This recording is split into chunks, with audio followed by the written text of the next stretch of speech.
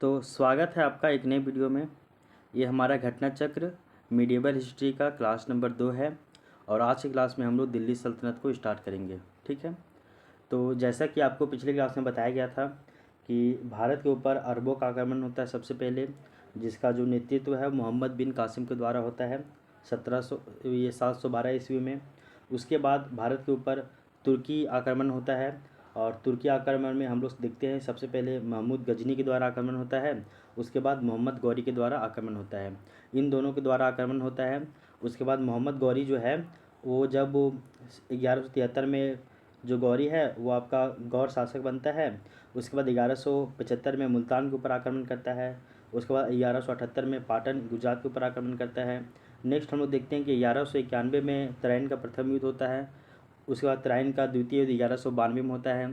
फिर ठीक इसके 2 साल के बाद यानी कि 1194 में चंदावर का युद्ध होता है गौरी और जयचंद के बीच में, जिसमें जयचंद की हार हो जाती है और मोहम्मद गौरी यहाँ पे भी जीत जाता है। उसके बाद गौरी जो है वो यहाँ पे अपना उत्तराधिकारी को नियुक्त करके यहाँ से फिर वो चला जाता है वापस तुर्क, है ना। तो हम लोग देखते हैं कि जब यहाँ से वो जा रहा था तो यहाँ पे वो जो है अपना 4 गो अधिकारी को छोड़ कर गया, उत्तराधिकारी बना कर गया और उस उत्तराधिकारी को कुछ कुछ जीता हुआ क्षेत्र दे दिया। पहला जो उत्तराधिकारी था वो बनाया अपना कुतुबुद्दीन ऐबक को, और कुतुबुद्दीन ऐबक जो है तो कुतुबुद्दीन ऐबक को दिल्ली और लाहौर का जो क्षेत्र है उसको जीत कर दे दिया था। जीता हुआ जो क्षेत्र था दिल्ली और लाहौर वो कुतुबुद्दीन ऐबक को दे दिया। इसका दूसरा उत्तराधिकारी जो था वो था आपका बख्तियार खिलजी, और बख्तियार खिलजी को जो है वो बंगाल और बिहार वाला क्षेत्र जो था वो दे दिया था। तो मोहम्मद गौरी का 4 उत्तराधिकारी था, कुतुबुद्दीन ऐबक जिसको दिल्ली और लाहौर दे के गया। दूसरा उत्तराधिकारी था बख्तियार खिलजी जिसको बंगाल और बिहार देकर गया। इसके अलावा देखिएगा तो तीसरा जो उत्तराधिकारी था इसका वो था यालदोज, और यालदोज को जो है वो अपना गजनी वाला क्षेत्र देकर गया था। तो यालदोज को गजनी वाला क्षेत्र देकर गया था। इसके अलावा एक और इसका उत्तराधिकारी था जिसका नाम था कुबाचा, और ये कुबासा इसको जो है वो सिंध वाला क्षेत्र देकर चला गया था। ठीक है, तो इसको याद रखिएगा। तो मोहम्मद गौरी यहाँ से भारत से तो चला गया, लेकिन जो मोहम्मद गौरी के द्वारा जो जीता गया क्षेत्र था इसको अपने 4 उत्तराधिकारियों में बांट दिया। पहला उत्तराधिकारी कुतुबुद्दीन ऐबक, दूसरा उत्तराधिकारी बख्तियार खिलजी, तीसरा उत्तराधिकारी कुबाचा और चौथा उत्तराधिकारी यालदोज। ठीक है, तो इन चारों उत्तराधिकारियों को बांट कर चला गया। उसके बाद बताया गया था कि जो आपका कुतुबुद्दीन ऐबक को जो क्षेत्र जीत कर दिया था आपका दिल्ली और लाहौर वाला, तो दिल्ली और लाहौर को मिलाकर जो कुतुबुद्दीन ऐबक है एक नया वंश स्टार्ट कर देता है जिसको हम लोग बोलते हैं गुलाम वंश। ठीक है ना। तो मोहम्मद गौरी तो यहाँ से चला गया, लेकिन उसके उत्तराधिकारी जो है वो अलग अलग मतलब वंशों का स्थापना कर देते हैं। तो इनमें से सबसे जो मेन थे आपके कुतुबुद्दीन ऐबक। ये जो कुतुबुद्दीन ऐबक है ये एक अपने नाम पे ही मतलब कि कुतुबुद्दीन ऐबक जो है वो एक वंश का स्थापना कर देते हैं जिसको बोलते हैं हम लोग गुलाम वंश। इसको याद रख लीजिएगा। तो अगर हम लोग दिल्ली सल्तनत की बात करें तो दिल्ली सल्तनत को भी टोटल जो है वो 5 अलग अलग वंशों में या काल में डिवाइड इसको किया जाता है। दिल्ली सल्तनत में पहला आता है आपका गुलाम वंश, इसी को हम लोग मामलुक वंश भी कहते हैं। दूसरा आता है आपका खिलजी वंश। ठीक है, तीसरा आता है आपका तुगलक वंश, चौथा आता है आपका लोधी वंश, तुगलक वंश के बाद लोधी वंश, और पांचवा आता है आपका सैयद वंश। सैयद वंश जो है वो चौथा नंबर में आएगा, लोधी वंश जो है 5वें नंबर में चले जाएगा। तो ऐसे याद रखिएगा। तो दिल्ली सल्तनत के अंतर्गत हम लोग 5 तरह के वंश के बारे में पढ़ते हैं। पहला है आपका मामलुक वंश या गुलाम वंश, फिर दूसरा है आपका खिलजी वंश, तीसरा है तुगलक वंश, चौथा है आपका सैयद वंश और पाँचवा है लोधी वंश। फिर लोधी वंश को रिप्लेस करके यानी कि फिर जो है वो मुगल काल स्टार्ट हो जाता है। तो दिल्ली सल्तनत यहाँ से फिर ख़त्म हो जाएगा, उसके बाद जो है आपका मुगल काल स्टार्ट हो जाएगा। ठीक है, तो यहाँ तक बात आपको पता होना चाहिए, इसमें किसी भी तरह का कोई भी कन्फ्यूजन नहीं रखना है। अब आइए हम लोग इसका क्वेश्चन आंसर सॉल्व करते हैं। तो यहाँ पे हम लोग केवल ऑब्जेक्टिव जो भी घटना चक्र में दिए हुए हैं इनको सॉल्व करेंगे, सब्जेक्टिव यहाँ पे हम लोग नहीं देख रहे हैं। ठीक है, तो हम लोग अब गुलाम वंश जो पहला जो था दिल्ली सल्तनत को 5 भागों में बांटा गया, जिसमें से पहला जो भाग है पहला जो वंश है वो है आपका गुलाम वंश। और अभी हम लोग गुलाम वंश से संबंधित सारे MCQ को सॉल्व करेंगे। ठीक है, तो पहला क्वेश्चन है कि गुलाम वंश का संस्थापक कौन था। तो अभी आपको बताया गया था कि जो गुलाम वंश है इसके संस्थापक जो है वो आपके कुतुबुद्दीन ऐबक हैं। ठीक है, ये बताया गया था। और मोहम्मद गौरी के 4 उत्तराधिकारी होते हैं।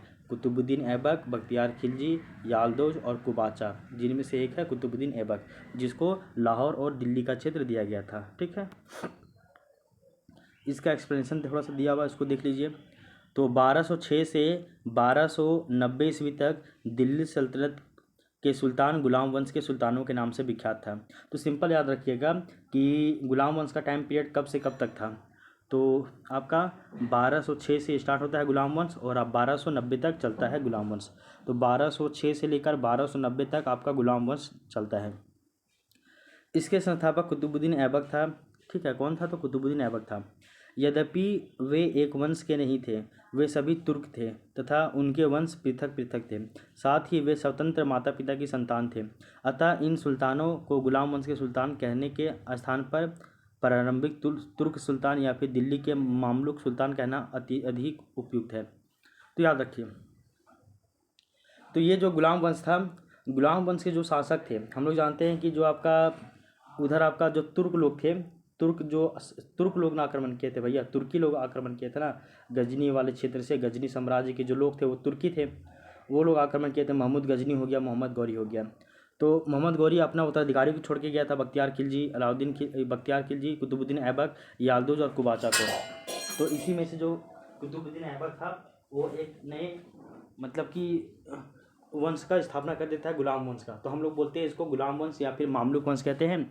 और ये बेसिकली कैसा था? तो ये सभी जो है वो तुर्की लोग थे। ठीक है ना, तो इसमें कन्फ्यूजन नहीं होना चाहिए आपको। नेक्स्ट क्वेश्चन देखिए, क्वेश्चन नंबर 2।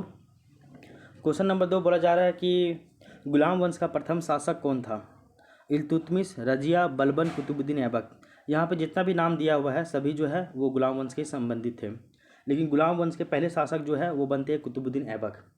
तो गुलाम वंश के पहले शासक जो है वो कुतुबुद्दीन ऐबक बनते हैं। और ये आपका 47वां बीपीएससी 2005 में और 53वां से लेकर 55वां बीपीएससी 2011 तक ये पूछा गया था। ठीक है ना, आगे देखिए, थोड़ा सा आप सुन लीजिए। यहाँ पे देखिए जेपीएससी में भी क्वेश्चन पूछा गया है, झारखंड पीसीएस प्रीलिम्स में पूछा गया 2003 में। हल्का सुन लीजिए इसके बारे में कि कुतुबुद्दीन ऐबक जो है, तो गुलाम वंश की स्थापना करता है कुतुबुद्दीन ऐबक। और गुलाम वंश जो है वो आपका 1206 से स्टार्ट होता है और 1290 ईस्वी तक वो चलता है। अगर कुतुबुद्दीन ऐबक की बात करें तो वह गौरी का गुलाम था, यानी मोहम्मद गौरी का गुलाम था। 4 उत्तराधिकारी है, तो 4 उत्तराधिकारी में एक उत्तराधिकारी कुतुबुद्दीन ऐबक भी रहता है।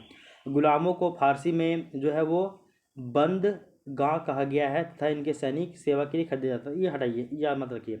आगे देख लीजिए, कुतुबुद्दीन ऐबक ने अपना राज्याभिषेक जो है वो 24 जून 1206 ईस्वी को किया था। और कुतुबुद्दीन ऐबक ने अपनी राजधानी लाहौर में बनाई थी। तो आपको बताया गया था कि कुतुबुद्दीन ऐबक को लाहौर और दिल्ली वाला क्षेत्र दिया गया था और यहीं पे वो जो है वो गुलाम वंश इस्टेब्लिश करता है, अपना राजधानी बनाता है लाहौर को। और इसका राज्यारोहण कब होता है? तो 24 जून 1206 को।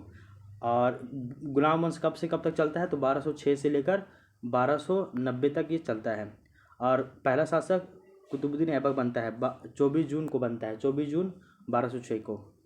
इसके बाद देख लीजिए, कुतुब मीनार की जो नींव है वो आपका कुतुबुद्दीन ऐबक ने डाला था। तो कुतुबुद्दीन ऐबक जो है वही कुतुब मीनार का नींव डाला था, कुतुब मीनार का नींव। कुतुब मीनार पूरा यही नहीं बनवाता है, कुतुब मीनार को बनवाने में 3-4 शासक आते हैं। कौन कौन आएंगे वो आगे हम लोग देखते हैं।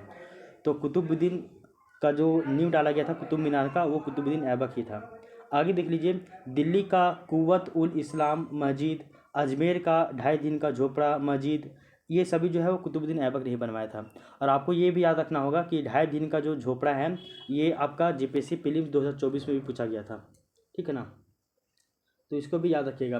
तो कुतुब मीनार का नींव भी कुतुबुद्दीन ऐबक ने डाला था। कुव्वत उल इस्लाम मस्जिद जो दिल्ली में है वो भी कुतुबुद्दीन ऐबक ने बनवाया था। और अजमेर में 2.5 दिन का जो झोपड़ा मस्जिद है वो भी कुतुबुद्दीन ऐबक ने बनवाया था। कुतुबुद्दीन ऐबक को लाल बख्श यानी कि लाखों का दान देने वाला भी कहा जाता है। तो क्वेश्चन नंबर 3 देखिए, दिल्ली सल्तनत का वह कौन सा सुल्तान लाल बख्श के नाम से जाना जाता है? तो वो होगा आपका option number D, Qutubuddin Aibak.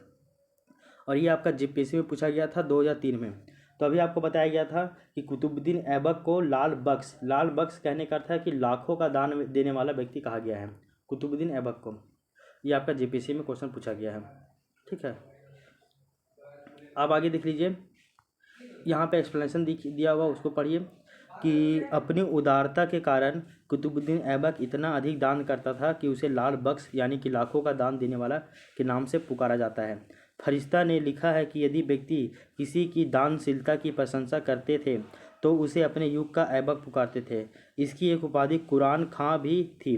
Aibak को साहित्य से अनुराग था और स्थापत्य कला में रुचि थी। तत्कालीन विद्वान हसन निजामी और फ़ख्र ए मुदब्बिर को उसका संरक्षण प्राप्त था। उन्होंने ऐबक को अपने ग्रंथ समर्पित किए थे।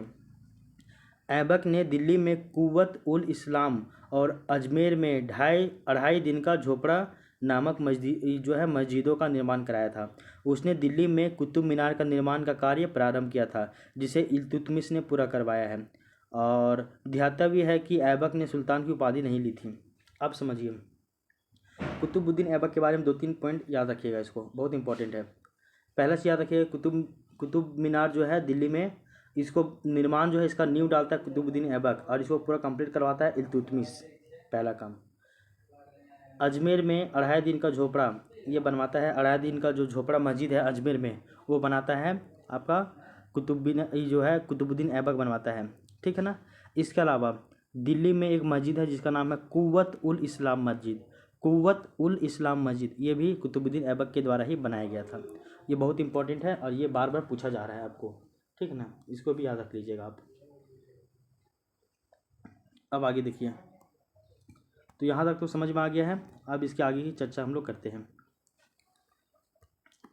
क्वेश्चन नंबर 4 देखिए, ये आपका 59वां और 56वां बीपीएससी में पूछा गया था 2015 में कि अढ़ाई दिन का झोपड़ा क्या है। तो अढ़ाई दिन का झोपड़ा एक मस्जिद है जिसका निर्माण कुतुबुद्दीन ऐबक ने करवाया था। कहाँ पे करवाया था? तो आपका ये अजमेर में करवाया था। और दिल्ली में कौन मस्जिद बनवाया? तो कुव्वत उल इस्लाम मस्जिद बनाया था। आगे देख लीजिए, ये आपका जेपीएससी में पूछा गया है 2021 में। बाप रे बाप, जेपीएससी 2021 में भी क्वेश्चन पूछा गया है इससे, आपका गुलाम वंश से। तो बोला गया है कि कुव्वत उल इस्लाम मस्जिद तथा अढ़ाई दिन का झोपड़ा क्रमशः कहाँ पे स्थित है? तो कुव्वत उल इस्लाम मस्जिद जो है वो आपका दिल्ली में स्थित है और अढ़ाई दिन का झोपड़ा आपका अजमेर में है। तो दिल्ली और अजमेर यानी कि ऑप्शन नंबर डी सही हो जाएगा। तो कुव्वत उल इस्लाम मस्जिद दिल्ली में है और अढ़ाई दिन का झोपड़ा जो मस्जिद है वो आपका अजमेर में है। और ये आपका जेपीएससी 2021 में पूछा गया है, ठीक है, तो इसको भी याद रखिए। आगे देख लीजिए, क्वेश्चन नंबर 6 कि निम्नलिखित में से किसने प्रसिद्ध कुतुब मीनार के निर्माण में योगदान नहीं दिया है?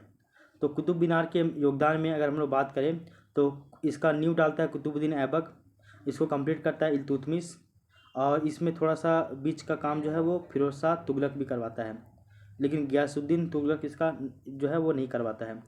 इसको हम लोग समझते हैं। कुतुब मीनार का निर्माण कुतुबुद्दीन ऐबक ने प्रारंभ किया था। तो कुतुब मीनार जो बनवाने का स्टार्ट किया था, यहाँ मान लीजिए बनवाने का स्टार्ट वो करवाता है ऐबक। कौन? तो ऐबक करवाता है, कुतुबुद्दीन ऐबक। इसके बाद देखिए, और इसका निर्माण कार्य इल्तुतमिश के काल में पूरा हुआ। अब देख लीजिए, इसका जो है निर्माण कार्य जो है कंप्लीट होता है इल्तुतमिश के कार्यकाल में।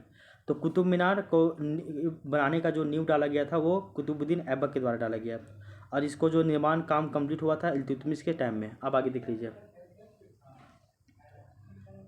फिरोज शाह तुगलक के शासनकाल में चौथी मंजिल को काफ़ी हानि पहुंची थी, जिस पर फिरोज ने चौथी मंजिल का पुनर्निर्माण के साथ साथ पाँचवीं मंजिल का भी निर्माण कराया। अब देख लीजिए, ऐसा क्या हुआ था कि जब फिरोज शाह तुगलक का समय आ रहा था तो फिरोज शाह तुगलक, तो एफ एस टी से याद रखिएगा, फिरोज शाह तुगलक के समय में जो इसका चौथा मंजिल था वो चौथा मंजिल को थोड़ा बहुत क्षति पहुंचता है, टूट जाता है। तो ऐसे में उसका रिनोवेशन फिर से करवाता है, पुनर्निर्माण करवाता है और चौथा तल्ला तो बनाता ही है, चौथा मंजिल तो बनाता ही है, साथ ही साथ इसका निर्माण तो कराता ही है पुनर्निर्माण। उसके बाद पाँचवा तल्ला भी बना देता है फिरोज शाह तुगलक, ये भी याद रखिएगा। अब देख लीजिए, गयासुद्दीन तुगलक इसके निर्माण कार्य में योगदान नहीं देता है। तो सिंपल याद रखिएगा कि कुतुब मीनार जो है इसका नींव डाला था कुतुबुद्दीन ऐबक। इसका काम जो इल्तुतमिश के समय में पूरा हुआ था। इसके बाद इसका जो है चौथा जो मंजिल है वो टूट फूट गया था, तो उसका जो है पुनर्निर्माण करवाया था आपका फिरोज शाह तुगलक, और पाँचवा मंजिल का अलग निर्माण करवा देता है फिर से नया, वो है फिरोज शाह तुगलक। ये है आपका कुतुब मीनार के बारे में, तो इस पॉइंट को भी याद रखिएगा क्योंकि इसमें भी बहुत ज़्यादा कन्फ्यूजन होता है। अब नेक्स्ट हम लोग क्वेश्चन देखते हैं, क्वेश्चन नंबर 7 कि और ये आपका 67वां बीपीएससी में पूछा गया था 2022 में। सोचिए इतना लेटेस्ट पूछा गया है। तो 67वां बीपीएससी प्रीलिम्स 2022 में पूछा गया था कि कुतुब मीनार किसके द्वारा पूरा किया गया है। तो कुतुब मीनार जो है वो इल्तुतमिश के द्वारा पूरा किया गया था। तो कुतुब मीनार में इल्तुतमिश के समय में पूरा हुआ। फिरोज शाह तुगलक के समय में चौथा जो है मंजिल इसका पुनर्निर्माण हुआ और पाँचवा जो है मंजिल इसका नया से बना। और कुतुबुद्दीन ऐबक के समय में इसका जो है नींव डाला गया था। अब देख लीजिए क्वेश्चन नंबर 8 कि कुतुबुद्दीन ऐबक की राजधानी कहाँ थी। ये आपका बीपीएससी में पूछा और यूपीपीएससी दोनों में पूछा गया। तो हम सभी को पता है कि कुतुबुद्दीन ऐबक जो है वो 24 जून 1206 ईस्वी को अपना गद्दी पे बैठता है और उसके बाद वो अपना राजधानी जो है वो लाहौर में बना देता है, ठीक ना। तो इसको भी याद रख लीजिएगा, ठीक है। तो ये क्वेश्चन बाबा पूछा जा रहा है तो इसको भी याद रखिएगा। तो ये हो जाएगा आपका ऑप्शन नंबर ए यानी कि लाहौर, ठीक है। अब हम लोग इसका एक्सप्लेनेशन देखते हैं। मोहम्मद गौरी की मृत्यु हो जाती है 1206 ईस्वी में। हम लोग सभी को पता है कि 15 मार्च 1206 ईस्वी को मोहम्मद गौरी की मृत्यु हो जाती है। मृत्यु होता नहीं बल्कि इसको हत्या हो जाता है खोकर सरदार के द्वारा। तो मोहम्मद गौरी की मृत्यु 1206 ईस्वी के बाद लाहौर के विशिष्ट जनों एवं अमीरों ने कुतुबुद्दीन ऐबक को सार्वभौम शक्तियाँ ग्रहण करने के लिए आमंत्रित किया। अतः उसने लाहौर जाकर सत्ता ग्रहण की तथा 1206 ईस्वी में औपचारिक रूप से सिंहासनारूढ़ हुआ। ऐबक की राजधानी लाहौर थी। गद्दी पर बैठने के बाद ऐबक के सामने सबसे बड़ी कठिनाई गौरी के दास और उसके राज्य के उत्तराधिकारी जो है वो याल्दोज और कुबाचा की तरफ से था। ऐबक ने अपनी बहन की शादी कुबाचा से करके उसको अपने पक्ष में कर लिया, किंतु याल्दोज की तरफ से खतरा बना रहा। यही कारण है कि ऐबक सदा लाहौर में ही रहा और उसने दिल्ली का आने का कभी अवसर ही नहीं मिला। अब समझिए, मोहम्मद गौरी का 4 उत्तराधिकारी था, कुतुबुद्दीन ऐबक, बख्तियार खिलजी, याल्दोज और कुबाचा। ऐसे में क्या हुआ कि जब वो यहाँ से चला गया मोहम्मद गौरी तो अपने उत्तराधिकारियों को कुछ कुछ क्षेत्र देकर चला गया। तो ऐसे में क्या हुआ कि इनके जो है उत्तराधिकारी में ही आपस में ही विवाद हो गया, आपस में ही लड़ाई झगड़ा विवाद होते रहा। तो ऐसे में क्या हुआ, आपस में जब विवाद वगैरह हो रहा था तो इस विवाद से बचने के लिए क्या किया, कुतुबुद्दीन ऐबक जो था वो अपना राजधानी लाहौर ही बनाया और लाहौर में ही रहा।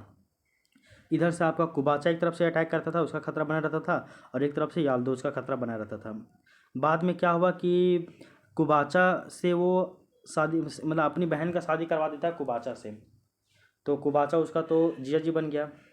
तो कुबाचा की तरफ से इसको थोड़ा सा समर्थन मिल गया, इमोशनली ये रिश्ता बना दिया ना भैया, तो इमोशनली अब जुड़ाव हो गया। तो ऐसे में वो तो इसके ऊपर हमला करेगा नहीं, क्या है कि उसकी बीवी का भाई है।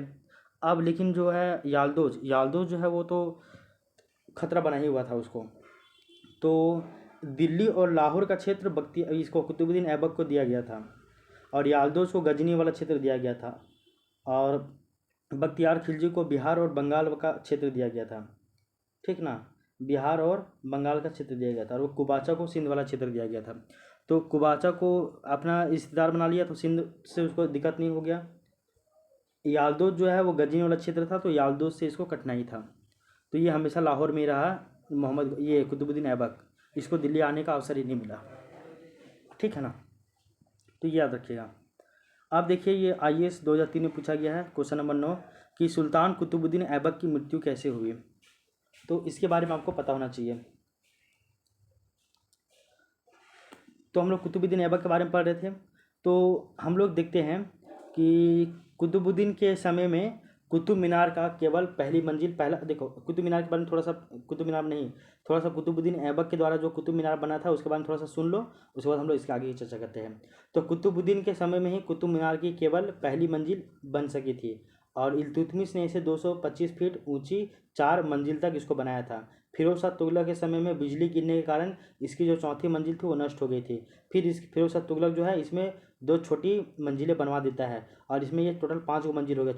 चौथा मंजिल का पुनर्निर्माण करवाता है और 5वां मंजिल अलग से बनवा देता है। और अभी जो है कुतुब मीनार का ऊंचाई जो है वो आपका 9 फीट स्टार्टिंग में था और अभी कितना हो गया 200, स्टार्टिंग में 9 फीट नहीं मतलब स्टार्टिंग में 225 फीट था। फिर इसमें 5वां मंजिल बनाया तो अब इसका ऊंचाई जो है वो आपका 234 फीट हो गया। ये हो गया।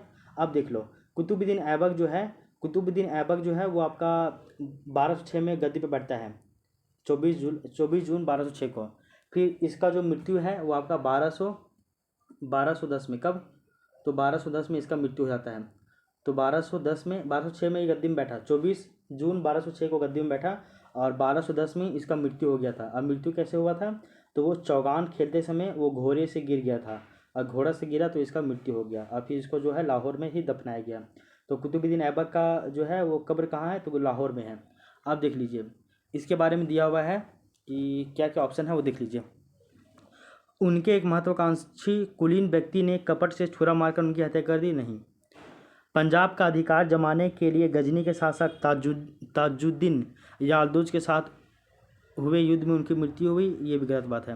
बुंदेलखंड के किले कालिंजर को घेरा डालते समय उन्हें चोटें लगी जिसके कारण बाद में उनकी मृत्यु हो गई? तो ये भी कारण नहीं था। चौथा कारण है कि चौगान की क्रीड़ा के दौरान अश्व से गिरने के पश्चात उनकी मृत्यु हो गई। तो ये सही उत्तर है और इनका जो है कब्र कहाँ है? तो आपका लाहौर में दफनाया गया है। इसके बारे में देख लीजिए, कुतुबुद्दीन ऐबक की मृत्यु चौगान के खेल आधुनिक पोलो की तरह है। तो ये खेल खेलने के समय ही घोड़े से गिरने के कारण 1210 ईस्वी में हो गया और इसको लाहौर में दफनाया गया। और कुतुबुद्दीन ऐबक को हम लोग गुलाम वंश का संस्थापक मानते थे। यहाँ तक समझ में आ गया? आगे देख लीजिए, क्वेश्चन नंबर 10 देखिए अब कि निम्नलिखित में से किसने दिल्ली को सल्तनत की राजधानी के रूप में स्थापित किया? तो पहले राजधानी था हम लोग का, मतलब दिल्ली सल्तनत का पहले राजधानी था आपका दिल्ली सल्तनत आया था ना भाई। तो दिल्ली सल्तनत में पहला आया गुलाम वंश। तो गुलाम वंश का राजधानी था लाहौर। लाहौर से जो है राजधानी वो दिल्ली कौन लाया? ये बहुत फेमस क्वेश्चन है और ये पूछा जाता है। तो दिल्ली से लाहौर कौन लाता है? तो इसके बारे में देखिए। तो हम लोग जानते हैं कि जो इल्तुतमिश है वो राजधानी लाहौर से स्थानांतरित करके दिल्ली लाता है, ठीक है ना। कहाँ पे? तो दिल्ली लाता है। तो कौन? तो इल्तुतमिश, यानी कि ऑप्शन नंबर बी इल्तुतमिश। ये जो इल्तुतमिश है यही इल्तुतमिश लाहौर से राजधानी दिल्ली ट्रांसफ़र करवाता है। ऑप्शन नंबर बी सही हो जाएगा।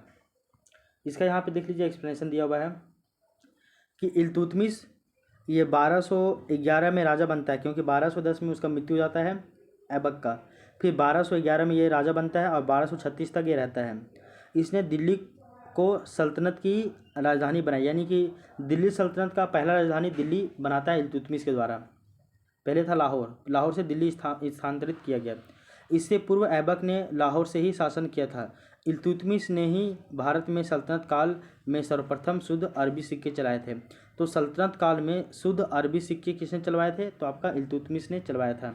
सल्तनत युग के दो महत्वपूर्ण सिक्के, चांदी का टंका जो कि 175 ग्रेन का था और तांबे का जीतल जो है उसी ने आरंभ किए थे। और सिक्कों पर टकसाल का नाम लिखवाने का परंपरा भी शुरू किया था। तो ये आपका इल्तुतमिश के बारे में थोड़ा बहुत पता होना चाहिए। तो देखिए इल्तुतमिश के बारे में देखिए क्या क्या बात है। सो हम लोग जानते हैं कि 1210 में कुतुबुद्दीन ऐबक का मृत्यु हो गया। चौगान खेलते समय घोड़ा से गिर गया फिर मर गया। इसका राजधानी था लाहौर, फिर इसको दफना भी दिया गया लाहौर में ही। बाद में कुतुबुद्दीन ऐबक का उत्तराधिकारी बना आराम शाह। कौन बना? आराम शाह। आराम शाह जो है वो 8 महीने तक शासन करता है। आराम शाह कितना महीने तक? 8 महीने तक। उसके बाद आराम शाह के जो है वो हत्या कर देता है इल्तुतमिश। आराम शाह का हत्या कर देता है इल्तुतमिश। उसके बाद इल्तुतमिश जो है वो 1211 ईस्वी में दिल्ली की गद्दी पर बैठता है। तो आराम शाह का हत्या करके इल्तुतमिश दिल्ली की गद्दी पर बैठता है, ठीक है। उसके बाद देखो इल्तुतमिश के बारे में जानते हैं कि इल्तुतमिश जो है वो तुर्किस्तान का इलबरी तुर्क था। तो ये इल्तुतमिश जो है वो तुर्किस्तान का था और ये तुर्क था और जो ऐबक का गुलाम एवं दामाद था। अगर हम लोग देखें तो अगर हम लोग ये कुतुबुद्दीन ऐबक की जो बात करते हैं ना, तो कुतुबुद्दीन ऐबक का गुलाम और दामाद था कौन? तो इल्तुतमिश। जैसे हम लोग बात करते हैं कि अलप्तगिन का दामाद और गुलाम था सुबुक्तगिन और सुबुक्तगिन का बेटा था महमूद गजनी। उसी तरह कुतुबुद्दीन ऐबक का दामाद कौन था और उसका गुलाम कौन था? तो वो था इल्तुतमिश जो कि तुर्किस्तान का था। और कुतुबुद्दीन ऐबक के बाद राजा उत्तराधिकारी बनता है आराम शाह और आराम शाह 8 महीने तक रहता है फिर उसको मर्डर कर देता है, मार देता है जान से इल्तुतमिश और फिर वो गद्दी पे बैठ जाता है, ठीक है। ये पता होगी आपको। आगे देखो ऐबक की मृत्यु के समय वह बदायूं का गवर्नर था। तो ये पूछा जाता है कि जब कुतुबुद्दीन ऐबक का मृत्यु हुआ था 1210 ईस्वी में, तब उस समय इल्तुतमिश क्या करता था और उसमें कहाँ पे था? तो उस समय इल्तुतमिश गवर्नर था। कहाँ का? बदायूं क्षेत्र का। तो बदायूं क्षेत्र का जो है वो गवर्नर हुआ करता था इल्तुतमिश। बाद में आराम शाह को मारकर ये दिल्ली की गद्दी पे बैठ जाता है। बाद में हम लोग देखते हैं कि जब ये इल्तुतमिश जो है गद्दी पे बैठा, तब ये राजधानी को लाहौर से शिफ्ट कर दिया दिल्ली में। कहाँ पे? तो लाहौर से दिल्ली में शिफ्ट कर दिया। और इसने हौज ए सुल्तानी का निर्माण ये किया दिल्ली में, और दिल्ली एक कोहिना के निकट में करवाया। तो हौज ए सुल्तानी का निर्माण किसने करवाया? तो वह इल्तुतमिश ने करवाया। कहाँ पे करवाया? तो दिल्ली एक कुन्हा के निकट में करवाया था। ये आपको पता होना चाहिए। इसके अलावा देखिए आप एक मिनट और भी याद रखिएगा कि जो इल्तुतमिश है वो एक पहला शासक होता है जिसने 1229 ईस्वी में बगदाद के खलीफा से सुल्तान की पद की वैधानिक स्वीकृति प्राप्त करता है। तो याद रखिए, इल्तुतमिश एक पहला शासक होता है जिसने खलीफा, बगदाद का खलीफा पद जो है वो लिया। तो बगदाद के खलीफा पद कौन लेता है? तो इल्तुतमिश लेता है। फिर देखो, इल्तुतमिश जो है वो 1236 ईस्वी में इल्तुतमिश का मृत्यु हो जाता है। तो 1236 में इल्तुतमिश का क्या हो जाता है? डेथ हो जाता है, यानी कि मृत्यु हो जाता है। ठीक है। और इल्तुतमिश के बारे में और क्या याद रखिएगा? तो इल्तुतमिश के बारे में याद रखिएगा कि इल्तुतमिश जो है भैया वो क्या करता है? वो आपका अरबी सिक्के चलवाता है इल्तुतमिश। इसके अलावा वो चांदी के सिक्के, चांदी के, देखो इसके दो महत्वपूर्ण सिक्के होते हैं, चांदी का टंका और तांबे का जीतल। तो चांदी का टंका और तांबे का जीतल ये सभी इल्तुतमिश के द्वारा चलवाया गया था। ठीक है। अब आइए क्वेश्चन नंबर 11 कि दिल्ली का वह प्रथम सुल्तान कौन था जिसने नियमित सिक्के जारी किए तथा दिल्ली को अपने साम्राज्य की राजधानी बनाई? तो वो था इल्तुतमिश। लाहौर से दिल्ली में शिफ्ट किया, और जो है इल्तुतमिश बहुत बड़ी मात्रा में सिक्के चलवाए, और वो भी अरबी सिक्के। और इसके जो है वो दो महत्वपूर्ण सिक्के थे, एक चांदी का टंका और एक तांबे का जीतल। तो चांदी का टंका और तांबे का जीतल ये सभी इल्तुतमिश के द्वारा ही चलवाया गया था। आगे देख लो क्वेश्चन नंबर 12 देखिए कि निम्नलिखित में से कौन सी इल्तुतमिश के राज्यकाल में सल्तनत की राजधानी थी? तो हम सभी को पता है जब इल्तुतमिश राजा बना तो वो लाहौर से दिल्ली शिफ्ट करवा दिया राजधानी को। क्वेश्चन नंबर 13 देखिए, सल्तनत काल के निम्नलिखित सुल्तानों में से किसने सर्वप्रथम अपनी राजधानी दिल्ली हस्तांतरित की? तो कुतुबुद्दीन ऐबक के समय तो राजधानी लाहौर था, इल्तुतमिश बनता है तो वो लाहौर से शिफ्ट करवा के दिल्ली लाता है, यानी कि ऑप्शन नंबर सी था, दिल्ली। आगे देख लीजिए क्वेश्चन नंबर 14 कि दिल्ली का प्रथम मुस्लिम महिला शासिका कौन थी? देखो दिल्ली का प्रथम मुस्लिम शासक कौन था? मुस्लिम शासक प्रथम कौन था? तो याद रखिएगा कुतुबुद्दीन ऐबक जो है वो आपका तुर्क होता है। और ये जो इल्तुतमिश है, इल्तुतमिश जो है वो आपका मुस्लिम होता है, इलबरी तुर्क होता है ये। और ये जो है वो आपका तुर्किस्तान का होता है। कहाँ का? तो तुर्किस्तान का होता है। तुर्किस्तान एक जगह है, देश था उसमें, तो तुर्किस्तान का हुआ करता था। तो और इल्तुतमिश जो है वो मुस्लिम शासक था। क्या था? तो मुस्लिम शासक था। इसके बारे में जो है वो डिटेल दिया हुआ, उसको आप थोड़ा सा देखिए। वस्तुतः दिल्ली का पहला सुल्तान इल्तुतमिश था। तो दिल्ली का पहला सुल्तान जो है वो इल्तुतमिश था। उसने सुल्तान के पद की स्वीकृति गौर के किसी शासक से नहीं अपितु खलीफा से प्राप्त की थी। खलीफा ने इल्तुतमिश के शासन की पुष्टि उस सारे क्षेत्र में कर दी जो उससे विजित किया, और उसे सुल्तान ए आजम की उपाधि प्रदान की, और इस प्रकार वह कानूनी तरीके से दिल्ली का प्रथम स्वतंत्र सुल्तान था। तो इसके बारे में कहानी आपको बताया गया है, क्या है वो देख लीजिए। इल्तुतमिश पहला शासक था जिसने 1229 ईस्वी में बगदाद के खलीफा से, कहाँ से? तो बगदाद के खलीफा से सुल्तान पद की स्वीकृति प्राप्त की, और वो भी वैधानिक लीगल रूप से। तो लीगल रूप से सुल्तान का पद बगदाद के खलीफा से प्राप्त किया। कौन? इल्तुतमिश। और यही पहला शासक होता है। कब प्राप्त किया था? तो 1229 में। ठीक है। अब आगे देखिए, उसके बाद नेक्स्ट देखिए, यहाँ बताया गया है कि वह इस कानूनी तरीके से दिल्ली का प्रथम स्वतंत्र सुल्तान था। ये हम लोग जानते हैं कि बगदाद के खलीफा से ये उपाधि लेता है। व्यवहारिक दृष्टि से उसने दिल्ली की गद्दी के दावेदार याल्दोज और नसरुद्दीन कुबाचा को समाप्त कर दिया और भारत में तुर्की राज्य को संगठित किया, मंगोल आक्रमण से बचाया, राजपूतों की शक्ति को तोड़ने का प्रयत्न किया और सुल्तान के पद को वंशानुगत बनाया और दिल्ली को तुर्की राज्य की राजधानी के रूप में वैभवपूर्ण बनाया और उसके नाम के सिक्के चलवाए। तो सिंपल सी बात याद रख लीजिएगा आप कि इल्तुतमिश बहुत ही ये था, महत्वाकांक्षी राजा था। इसने एक तरफ कुबाचा को और एक तरफ याल्दोज को जो खतरा था इससे दिल्ली को बचाया। इसके अलावा ये मंगोलों का आक्रमण से दिल्ली को बचाया। इसके अलावा ये जो है आपका राजपूत का जो शक्ति है इसको कमज़ोर किया। इसके अलावा तुर्की राज्य की जो है राजधानी के रूप में दिल्ली को बसाया और ये दिल्ली सल्तनत का एक मेन राजधानी बनाया दिल्ली को और इसको बेहतर तरीके से चलाया और खूब सारे सिक्के वगैरह भी ये चलवाए। किसने? तो इल्तुतमिश ने। अब देखिए ये आपका क्वेश्चन नंबर 15 देखिए और ये आपका 67वां बीपीएससी में पूछा गया था 2022 में, इतना लेटेस्ट क्वेश्चन है कि मुस्लिम शासक जिसका साम्राज्य दार उल इस्लाम का एक भाग माना जाता है, तो दार उल इस्लाम का एक भाग माना जाता है किसका? तो वो याद रख लीजिए, वो है आपका इल्तुतमिश का। तो इल्तुतमिश के बारे में जो है वो डिटेल से 2-3 पॉइंट दिया हुआ है, तो याद रख लीजिए। तो इल्तुतमिश के बारे में यहाँ पे दिया हुआ है कि इल्तुतमिश के काल में 1229 ईस्वी में बगदाद के खलीफा ने इल्तुतमिश को खिल्लत प्रदान किया। अब सल्तनत जो है सैद्धांतिक रूप से बगदाद के खलीफा के अधीन दारुल इस्लाम का एक भाग बन गया। तो 1229 ईस्वी में ही हम लोग जानते हैं कि बगदाद का जो खलीफा है, बगदाद के खलीफा से सुल्तान पद की जो है वो क्या प्राप्त करता है? उपाधि प्राप्त करता है, सुल्तान पद की वैधानिक स्वीकृति प्राप्त करता है और अब जो है सल्तनत जो है वो सैद्धांतिक रूप से बगदाद के खलीफा के अधीन दार उल इस्लाम का एक भाग बन गया। यानी कि दिल्ली की इल्तुतमिश के टाइम में ही जो है सल्तनत जो है वो आपका देखा जाए तो सैद्धांतिक रूप से बगदाद के खलीफा के अधीन हो गया। तो बगदाद के खलीफा के अधीन दार उल इस्लाम का भाग बन गया। ठीक है, नेक्स्ट जो है क्वेश्चन देखिए कि गुलाम का गुलाम किसे कहा जाता है? ये बहुत ही फेमस कोटेशन है। तो गुलाम का गुलाम जो है वो इल्तुतमिश को कहा जाता है, क्योंकि इल्तुतमिश के बारे में याद रखिएगा कि हम लोग जानते हैं कि कुतुबुद्दीन ऐबक का दामाद और कुतुबुद्दीन ऐबक का गुलाम था इल्तुतमिश, और कुतुबुद्दीन ऐबक जो है खुद गुलाम था मोहम्मद गौरी का। तो इस तरह से गुलाम का गुलाम इल्तुतमिश को कहा जाता है और ये यूपीपीएससी से पूछा गया था 2016 में।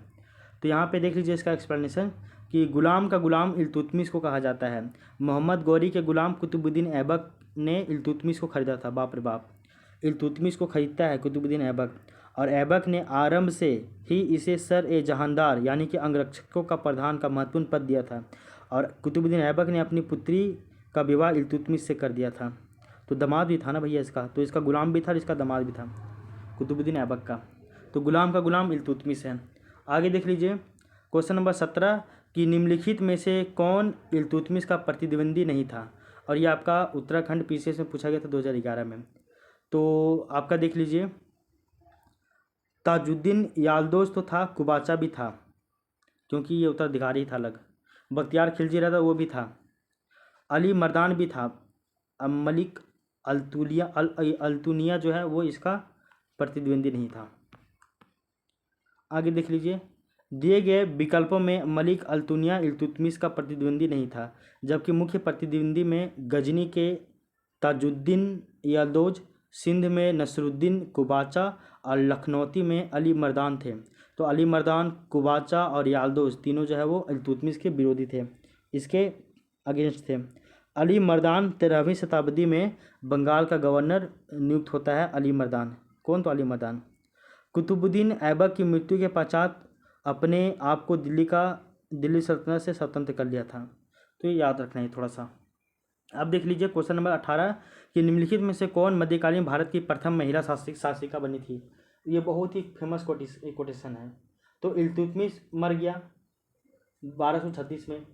उसके बाद चंगेज खां से बचने के लिए ख्वारिज्म के सम्राट जलालुद्दीन को इल्तुतमिश ने अपने यहाँ शरण नहीं दिया था, ये याद रख लीजिएगा। उसके बाद देखिए इल्तुतमिश का बेटा होता है, उसका पुत्र होता है आपका रकनुद्दीन फिरोज।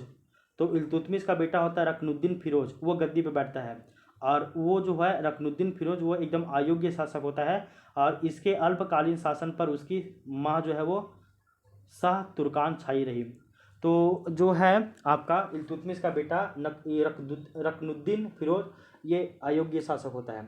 तो ऐसे में जो है इल्तुतमिश की माँ मतलब इल्तुतमिश की बीवी यानी कि रुकनुद्दीन फिरोज की जो माँ रहती है जिसका नाम है क्या, तो माह शाह, तो माँ जो है शाह तुर्कान, इसकी जो अम्मी रहती है शाह तुर्कान, वो इसका जो है वो एक तरह से वही संभालती थी, शासन करती थी। बाद में देखो शाह तुर्कान के अवांछित प्रभाव से परेशान होकर जो शाह तुर्कान थी उसका उससे परेशान हो गए थे वहाँ की जनता लोग। बाद में परेशान होकर तुर्की अमीरों ने रुकनुद्दीन को हटाकर रजिया को सिंहासन पर आसीन किया, और इस प्रकार जो रजिया बेगम जो है वो प्रथम मुस्लिम महिला थी जिसने शासन की बागडोर संभाली। तो शासन की बागडोर संभालती है रजिया सुल्तान, ये है आपका रजिया सुल्तान, पहली मुस्लिम महिला होती है, ठीक है ना। तो इल्तुतमिश का बेटा जो है रुकनुद्दीन फिरोज बना। रुकनुद्दीन फिरोज एकदम अयोग्य शासक था, तो उसका काम धाम जो है काम धाम कौन देखती थी, उसकी अम्मी शाह तुर्कान। फिर उसे तब सभी लोग तंग आके रजिया सुल्तान को ही राजा बना देते हैं। Option number A. अब देख लीजिए इसका एक्सप्लेनेशन। बोला गया है कि मध्यकालीन भारत की प्रथम महिला शासिका रजिया सुल्तान 1236 से 1240 ईस्वी तक थी। व्यक्तिगत दृष्टि से उसने भारत में पहली बार स्त्री के संबंध में इस्लाम की परंपराओं का उल्लंघन किया, और राजनीतिक दृष्टि से उसने राज्य की शक्ति को सरदारों अथवा सूबेदारों में विभाजित करने के स्थान पर सुल्तान के हाथों में केंद्रित करने पर बल दिया, तथा इस प्रकार उसने इल्तुतमिश के संपूर्ण प्रभुत्व संपन्न राजतंत्र के सिद्धांत का समर्थन किया जो उस समय की परिस्थितियों में तुर्की राज्य में हित था। तो ये सब उतना इंपॉर्टेंट नहीं है, उसको हटाइए आप। अब आगे देखिए। अब देखिए क्वेश्चन नंबर 19। नेक्स्ट क्वेश्चन देखते हैं कि मंगोल आक्रमणकारी चंगेज खां भारत की उत्तर पश्चिम सीमा पर निम्नलिखित में से किसके काल में आया था। तो ये जो चंगेज खां है वो उत्तर पश्चिम भारत में आया था, और ये इल्तुतमिश के टाइम पीरियड में आया हुआ था, ठीक है। इसके बारे में एक्सप्लेनेशन देखिए। तो मंगोल नेता चंगेज खां भारत की उत्तर पश्चिम सीमा पर इल्तुतमिश के शासनकाल में आया था, और चंगेज खां के प्रकोप से रक्षार्थ ख्वारिज्म शाह का पुत्र जलालुद्दीन मंगबरनी सिंधु नदी तक पहुंचा था। संभवतः चंगेज खां ने इल्तुतमिश के पास अपने दूत भेजे और वह मंगबरनी की सहायता ना करे, अतः इल्तुतमिश ने उसकी कोई भी सहायता नहीं की, और मंगबरनी 1224 ईस्वी में भारत से चला गया और इस समस्या का समाधान हो गया। तो सिंपल याद रख लीजिए कि इल्तुतमिश का जब टाइम पीरियड चल रहा था तो उसी समय जो है वो मंगोल शासक जो है वो चंगेज खां भारत आता है, भारत के उत्तर पश्चिम इलाकों में। क्वेश्चन नंबर देखिए 20 कि दिल्ली का कौन सुल्तान मंगोज नेता चंगेज खां का समकालीन था। तो ये था आपका option number A Iltutmish. Question number 21 देखिए, किसके शासनकाल में मंगोल प्रथम बार सिंधु के तट पर देखे गए। तो वह है आपका इल्तुतमिश के शासनकाल में। क्वेश्चन नंबर 22 देखिए, चंगेज खां के अधीन मंगोलों ने भारत पर आक्रमण किया। तो इल्तुतमिश के शासनकाल में ये किए थे। तो चंगेज खां के जो अधीन मंगोल है, मंगोलों ने आक्रमण किया था भारत के ऊपर इल्तुतमिश के शासनकाल में। और ये आपका IAS 2021 में पूछा गया, छत्तीसगढ़ PCS में पूछा गया था 2013 में। अब देखिए क्वेश्चन नंबर 23 कि चंगेज खां का मूल नाम क्या था। तो चंगेज खां का मूल नाम जो है वो आपका तेमुचिन था, तेमुचिन।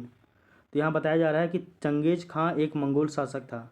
तो चंगेज खान जो है वो क्या था, एक मंगोल शासक था जिसने मंगोल साम्राज्य के विस्तार में एक अहम भूमिका निभाई थी। और चंगेज खां का जो वास्तविक या फिर जो प्रारंभिक नाम था वो था आपका तेमुजिन, या फिर कहीं कहीं तेमुचिन मिलता है। तो तेमुजिन या फिर तेमुचिन ये चंगेज खां का ही प्रारंभिक नाम बोलिए या फिर उसका वास्तविक नाम था। क्वेश्चन नंबर 24 देख लीजिए, और ये क्वेश्चन नंबर 24 जो है वो आपका IAS में पूछा गया था 2021 में, ठीक ना, कि कौन सा इनमें से कौन सा कथन जो है वो आपका सही है वो पूछा गया था। याद रख लीजिए, निम्नलिखित कथनों पर विचार कीजिए। इल्तुतमिश के शासनकाल में चंगेज खां भगोड़े ख्वारिज्म युवराज की खोज में सिंधु नदी तक पहुंचा था, बिल्कुल सही बात है। मोहम्मद बिन तुगलक के शासनकाल में तैमूर ने सुल्तान पर अधिकार कर लिया था और सिंधु नदी पार की थी, ये गलत बात है। विजयनगर साम्राज्य के देवराज द्वितीय के शासनकाल में वास्को डी गामा केरल पहुंचा था, ये भी गलत बात है। तो केवल एक सही है। अब देखिए इसका एक्सप्लेनेशन देखते हैं हम लोग। ये बहुत इंपॉर्टेंट है क्योंकि यहाँ से भी क्वेश्चन बनाया जा सकता है। क्वेश्चन ये है, ये इसमें एक्सप्लेनेशन देखिए कि इल्तुतमिश के शासनकाल में भारत के तुर्की राज्य को मंगोलों के आक्रमण की संभावना से एक महान संकट उत्पन्न हुआ। तो जब इल्तुतमिश का शासनकाल चल रहा था उसी समय जो है एक संकट उत्पन्न हुआ, और संकट ये था कि भारत में मंगोलों का आक्रमण होना स्टार्ट हो गया था। और इल्तुतमिश के शासनकाल में मंगोल शासक जो है चंगेज खां, वो एक भगोड़े ख्वारिज्म युवराज जलालुद्दीन मांगबरनी का पीछा करते हुए सिंधु नदी तक पहुंचता है। ठीक है ना, आगे देख लीजिए। 1398 ईस्वी में तैमूर ने भारत पर आक्रमण किया था। तो तैमूर जो है वो भारत पर आक्रमण कब करता है, तो 1398 में करता है। तैमूर ने नसरुद्दीन महमूद के शासनकाल में मुल्तान पर अधिकार करके सिंधु नदी पार की थी। तो ये भी याद रखिएगा। तो 1398 ईस्वी में जो तैमूर है वो भारत पर आक्रमण करता है, और तैमूर जो है वो आपका नसरुद्दीन महमूद के शासनकाल में मुल्तान पर अधिकार करके और सिंधु नदी पार कर लेता है। आगे देख लीजिए। इस प्रकार तैमूर के आक्रमण के समय दिल्ली का सुल्तान नसरुद्दीन महमूद था, ना कि मोहम्मद बिन तुगलक। अच्छा याद रखिए, जब तैमूर आक्रमण करता है भारत पे 1398 ईस्वी में, तब उस समय भारत का शासक कौन होता है, राजा कौन होता है, तो वो रहता है आपका नसरुद्दीन महमूद। तो नसरुद्दीन महमूद के टाइम पीरियड में ही तैमूर जो है वो भारत पर आक्रमण करता है। आगे देख लीजिए। विजयनगर साम्राज्य के देवराय द्वितीय के शासनकाल में ईरान का राजदूत जो है वो अब्दुल रज्जाक विजयनगर आया था। तो इसको भी याद रख लीजिएगा। तो विजयनगर साम्राज्य का जो है शासक था देवराय द्वितीय। तो देवराय द्वितीय के शासनकाल में ही ईरान का एक राजदूत यानी कि एम्बेसडर रहता है जिसका नाम है अब्दुल रज्जाक। तो अब्दुल रज्जाक विजयनगर आता है। इसके अलावा 1498 ईस्वी में पुर्तगाल का एक यात्री रहता है जिसका नाम है वास्को डी गामा। वो केरल के तट पे पहुंचता है, और उस समय जो है विजयनगर पर जो है वो नरसा नायक के पुत्र तिम्मा का शासन था। तो नरसा नायक के पुत्र तिम्मा का शासनकाल चल रहा था जब वास्को डी गामा भारत के केरल तट पे पहुंचता है। तो उस समय तो निरसा नायक के पुत्र तिम्मा का शासनकाल चल रहा था आपके विजयनगर में, भारत में। फिर देख लीजिए आपका 48वां और 52 नंबर का बीपीएससी में पूछा गया था 2008 में। पूछा गया कि इल्तुतमिश ने बिहार में अपना प्रथम सूबेदार नियुक्त किया था। किसको नियुक्त किया था, तो वह है आपका मलिक जानी को। ये आपका बिहार स्पेशल। तो इल्तुतमिश ने बिहार शरीफ एवं बाढ़ पर अधिकार करके राजमहल की पहाड़ियों में तेलेगढ़ी के समीप हिसामुद्दीन एवाज को पराजित किया, और एवाज ने इल्तुतमिश की अधीनता स्वीकार कर लिया था, और इल्तुतमिश ने एवाज के स्थान पर मलिक जानी को बिहार का सूबेदार नियुक्त किया था। ये बिहार स्पेशल है। क्वेश्चन नंबर 26 देख लीजिए कि रजिया बेगम को सत्ता च्युत करने में किसका हाथ था, तो वो था आपका तुर्कों का। तो इसके बारे में देख लीजिए कि रजिया बेगम को सत्ता च्युत करने में तुर्कों का हाथ था, और उन्होंने भटिंडा के गवर्नर मलिक अल्तुनिया के नेतृत्व में रजिया के विरुद्ध विद्रोह कर दिया था और उसको सत्ता से हटाया था। तो रजिया सुल्तान के विरुद्ध भी विद्रोह हुआ था। विद्रोह के बाद ही रजिया सुल्तान राजा बनी थी, और विद्रोह के बाद रजिया सुल्तान सत्ता से हटती है। ये भी याद रख लीजिएगा। तो भटिंडा के गवर्नर मलिक अल्तुनिया होते हैं, उसके नेतृत्व में रजिया के विरुद्ध क्या होता है, रजिया सुल्तान के विरुद्ध विद्रोह होता है। उसके बाद फिर इनको अपना गवर्नर के पद से हटना पड़ता है। आगे देख लीजिए क्वेश्चन नंबर 27 कि दिल्ली के सुल्तान बलबन का पूरा नाम क्या था। तो बलबन का जो पूरा नाम है वो आपका गयासुद्दीन बलबन था। क्या नाम था, तो गयासुद्दीन बलबन इसका पूरा नाम था। तो याद रखिएगा कि सुल्तान बलबन का पूरा नाम गयासुद्दीन बलबन था गयासुद्दीन बलबन। और बलबन ने 1266 से लेकर 1286 ईस्वी तक सुल्तान के रूप में सल्तनत की बागडोर संभालते हैं। तो बलबन जो है गयासुद्दीन बलबन जो है गयासुद्दीन बलबन, वो 1266 से लेकर 1286 ईस्वी तक वो राजा रहता है। उसे उलुग खां के नाम से भी जाना जाता है। तो बलबन को, जो गयासुद्दीन बलबन है, इसको उलुग खां के नाम से भी जाना जाता है, और इसका वास्तविक नाम जो था वो आपका बहाउद्दीन था। तो बलबन का जो है नाम क्या था, बलबन का वो था आपका पूरा नाम क्या था, पूरा नाम नहीं मतलब पुराना नाम क्या था, तो बहाउद्दीन था वास्तविक नाम। इल्तुतमिश की भांति वह भी इलबरी जनजाति का तुर्क था। तो वो भी इलबरी जनजाति का ही तुर्क था। कौन, तो बलबन। ये भी याद रख लीजिएगा। ठीक है, तो ये सब याद रखिएगा, ज़्यादा इसमें नहीं पूछा जाता है। तो दो 4 को लाइन इसमें पूछा जाता है, उसको आप याद कीजिएगा। ठीक है, अब देख लीजिए नेक्स्ट हम लोग क्वेश्चन नंबर 28 देखते हैं कि दिल्ली के किस सुल्तान के विषय में कहा गया कि उसने रक्त और लौह की नीति अपनाई थी। तो वो हम सभी को पता है, वो बलबन के द्वारा। अब देख लीजिए बलबन के विषय में कहा गया कि उसने रक्त और लौह की नीति अपनाई थी। तो रक्त और लौह की नीति किसने अपनाई थी, तो आपका बलबन ने अपनाया था। ये भी हम लोग जानते हैं। इसका पूरा नाम गयासुद्दीन बलबन है। और इसका टाइम पीरियड 1265 से लेकर 1290 तक, या तो 1266 से लेकर ये गद्दी पे 1266 से लेकर 1286 तक ये गद्दी पे बैठता है। और बलबन जो है वो फारसी धर्म नवरोज उत्सव को ये प्रारंभ किया था, और बलबन ने लौ एवं रक्त की नीति को अपनाया था। बलबन ने 2 ठो प्रथा का स्थापना किया था, एक है सिजदा और एक आपका पेवोस, ये भी याद रख लीजिएगा। बलबन का टाइटल था जिल्ले इलाही, ठीक है ना, ये भी याद रखिएगा। और तुर्किन ए चहलगामी को इसने बंद करवाया था, ये भी याद रख लीजिएगा, ठीक है ना, ये भी याद रख लीजिएगा। तो देखिए बलबन के विषय में कहा गया था कि उसने रक्त और लोह की नीति अपनाई थी। बलबन के राजस्व सिद्धांत की 2 मुख्य विशेषताएं थी। प्रथम कि सुल्तान का पद ईश्वर के द्वारा प्रदत्त होता है, और द्वितीय सुल्तान का निरंकुश होना आवश्यक है। तो सुल्तान जो है 2 गो मतलब कि विशेषता इसका देखने को मिलता है, इसका बलबन के राजत्व सिद्धांत में ये बोला जाता है कि जो है आपका जो है ये सुल्तान जो है, सुल्तान का पद जो है वो ईश्वर के द्वारा प्रदान किया जाता है, और पहला ये बताया गया। और दूसरा पॉइंट बोला कि सुल्तान का जो है निरंकुश होना आवश्यक है, ठीक है। उसके अनुसार सुल्तान जो है पृथ्वी पर ईश्वर का प्रतिनिधि यानी कि नियामत एक खुदाई है, और उसका स्थान पैगंबर के पश्चात है। तो बोलता है कि हम ही भगवान है, पैगंबर के बाद अगर कोई भगवान है तो हम ही भगवान का प्रतिनिधि है। ये जो है बलबन का कहना था, गयासुद्दीन बलबन का। सुल्तान को कार्य करने की प्रेरणा और शक्ति ईश्वर से प्राप्त होती है, इस कारण जनसाधारण या सरदारों को उसके कार्यों की आलोचना का अधिकार नहीं है।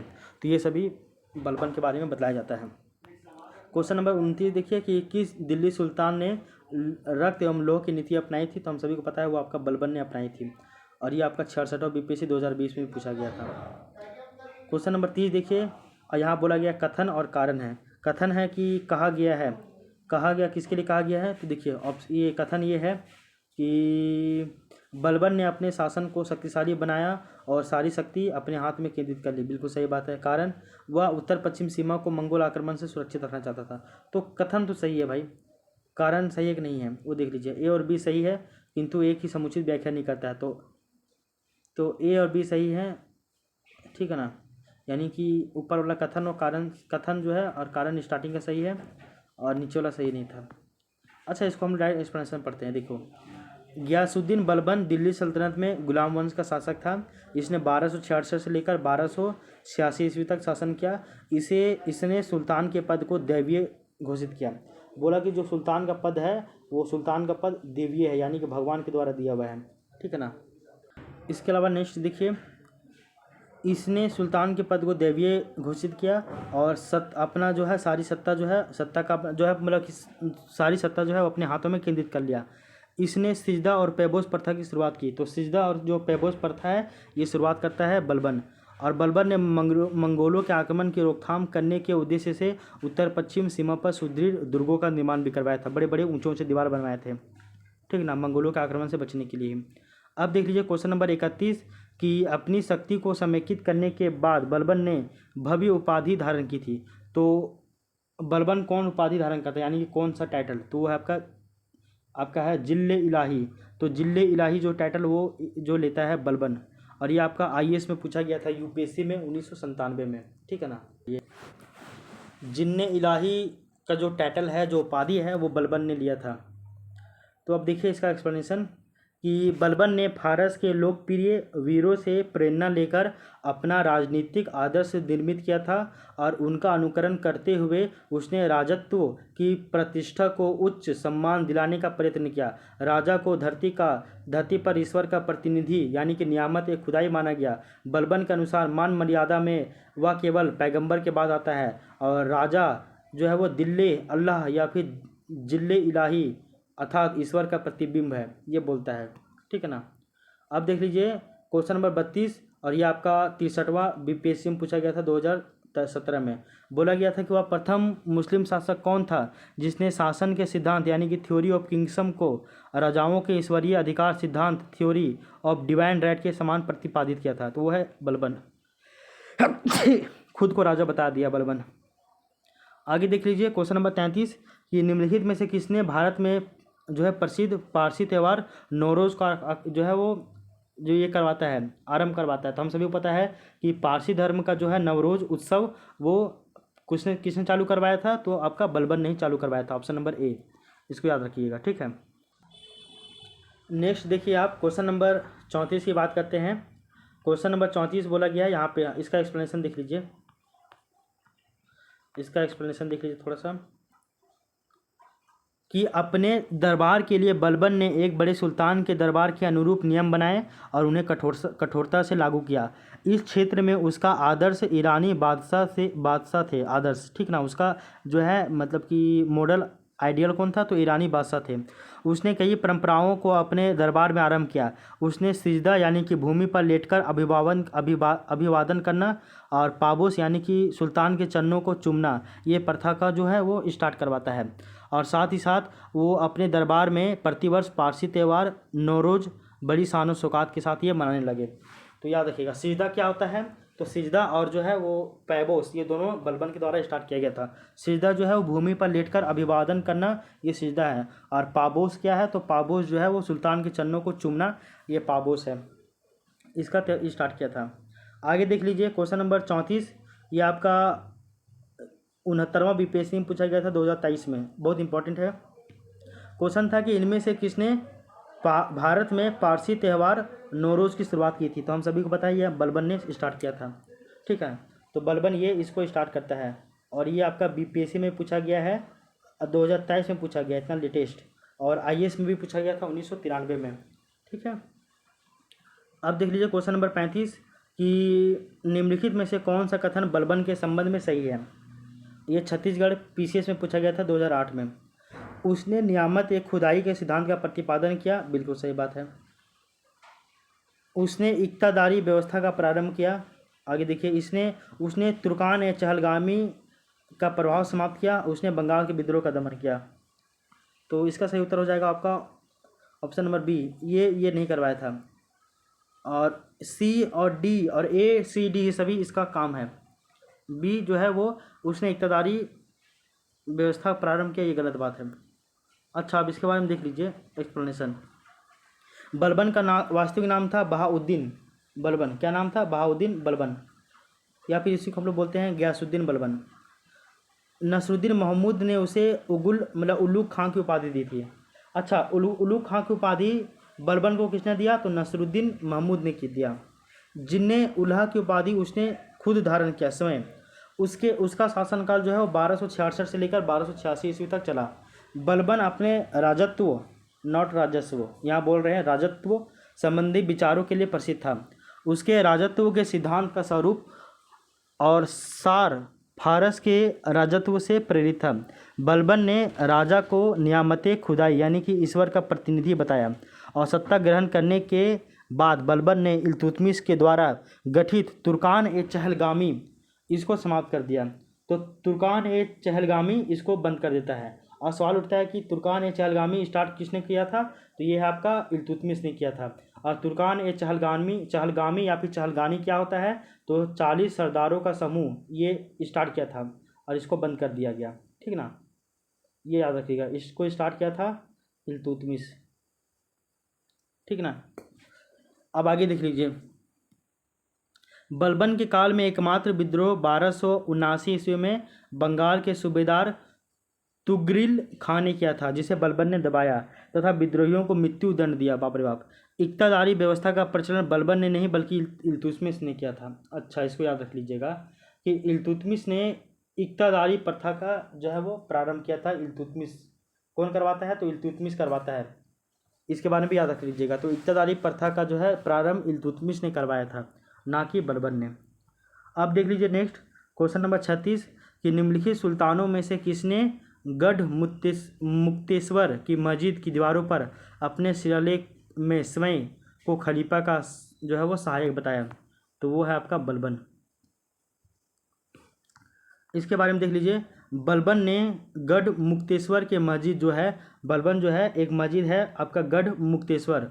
तो गढ़ मुक्तेश्वर के मस्जिद के दीवारों पर उत्कीर्ण जो शिलालेख है, इंस्क्रिप्शन है, वहाँ पे स्वयं को खलीफा का सहायक बताता है। क्या बताता है? तो स्वयं को खलीफा का सहायक बताता है। क्वेश्चन नंबर 37 देखिए, ये आपका 67वां बीपीएससी में पूछा गया था 2022 में, कि तुगरिल खां ने किसके शासनकाल में विद्रोह कर दिया था? तो वह है आपका बलबन के शासनकाल में। और तुगरिल खान जो है वो आपका क्या रहता है? तो तुगरिल खां जो है वो आपका क्या बोलते हैं, बंगाल। देखो, तुगरिल खान ने बलबन के काल में विद्रोह किया था, और यह विद्रोह बंगाल में अमीन खान की नियुक्ति में स्टार्ट हुआ था, और कालांतर में बलबन के बंगाल अभियान से डरकर तुगरिल जो है वो भाग जाता है। तो तुगरिल खान जो है वो बंगाल में इसके विरुद्ध, बलबन के विरुद्ध जो है विद्रोह करता है, और बलबन जो है वो विद्रोहियों को मृत्युदंड भी देता है और विद्रोह को शांत भी करता है। ठीक है ना, तो इसको याद रख लीजिएगा आप। तो बलबन के बारे में ये पॉइंट बताया गया था बलबन के बारे में, और ये सब याद रखिएगा बलबन के बारे में, ठीक ना। और याद रखिएगा कि बलबन के दरबार में ही फारसी कवि थे प्रसिद्ध, जिनका नाम है अमीर खुसरो, और अमीर खुसरो का अलावा जो है अमीर हसन। तो अमीर खुसरो और अमीर हसन जो है वो आपका बलबन के ही जो है वो दरबार में रहते थे, अमीर खुसरो और अमीर हसन दोनों, ठीक ना। तो ये सभी को आप याद रखिएगा। तो ये सभी जो है वो आपका दिया हुआ था, लुसेंट के बुक में भी ये सारा डाटा मिल जाएगा, और आपका ये घटना चक्र बुक में भी मिल जाएगा। तो लुसेंट और घटना चक्र दोनों को अगर आप कंप्लीट कर लेते हो तो आपका इतना बेजोड़ तरीके से ये तैयार हो जाएगा ना ये टॉपिक, कि आप पूछिए ही मत, इतना बेहतरीन तैयार होगा आपका। तो लुसेंट और घटना चक्र को आप आधार बनाइए और आप आगे बढ़ते जाइए, कहीं भी दिक्कत नहीं होगा आपको, बस मेरा बात मान लीजिए आप। तो लुसेंट और घटना चक्र को आधार बनाइए, बेस बनाकर इसको पढ़िए, आपको दिक्कत नहीं होगा। तो आज हम लोग जो है वो आपका गुलाम वंश यानी कि मामलुक वंश के बारे में पढ़ लिए हैं। इसके बाद हम लोग अब कल की क्लास में खिलजी वंश के बारे में पढ़ेंगे। इसका हम लोग थ्योरी नहीं पढ़ रहे, इसका केवल हम लोग यहाँ पे ऑब्जेक्टिव देख रहे हैं, ठीक है। थ्योरी हम लोग अलग से देखेंगे, यहाँ केवल हम लोग इसको ऑब्जेक्टिव को सॉल्व कर रहे हैं, ठीक है ना। तो कल की क्लास में हम लोग खिलजी वंश पढ़ेंगे, और खिलजी वंश आपका ज़्यादा बड़ा नहीं है, खिलजी वंश तुरंत कंप्लीट हो जाएगा। उसके बाद हम लोग नेक्स्ट जो है वो आपका तुगलक वंश के बारे में पढ़ेंगे, ठीक है ना। तो खिलजी वंश के बाद फिर हम लोग जो है वो तुगलक वंश के बारे में जानेंगे, और तुगलक वंश थोड़ा सा है बड़ा आपका, ठीक है। तुगलक वंश के बाद फिर हम लोग जो है वो सैयद वंश के बाद थोड़ा सा लोधी वंश जाएंगे, फिर यहाँ से कंप्लीट हो जाएगा आपका। उसके बाद जो है वो आपका मुगल काल आ जाएगा। मुगल काल से पहले जो है विजयनगर साम्राज्य के बारे में थोड़ा बहुत पढ़ना होता है, और विजयनगर साम्राज्य भी ज़्यादा नहीं है, तो विजयनगर साम्राज्य भी हम लोग बहुत जल्दी ही कंप्लीट कर लेंगे, ठीक है ना। तो थोड़ा सा एंशिएंट हिस्ट्री में क्लास 27 जो लेक्चर लगा था, और बाकी बात मीडिएवल में इतना ज़्यादा आपको नहीं लगेगा, ठीक है ना। मीडिएवल हिस्ट्री में ज़्यादा आपको टाइम नहीं लगेगा, ठीक है ना। तो विजयनगर जो है वो भी आपका एक ही दिन में कंप्लीट हो जाएगा, विजयनगर साम्राज्य एक दिन में ही कंप्लीट हो जाएगा। उसके बाद हम लोग जो है दिल्ली सल्तनत का प्रशासन वगैरह के बारे में पढ़ेंगे, और एक एक करके सबके बारे में पढ़ेंगे, है ना। तो यहाँ तक आपको समझना चाहिए।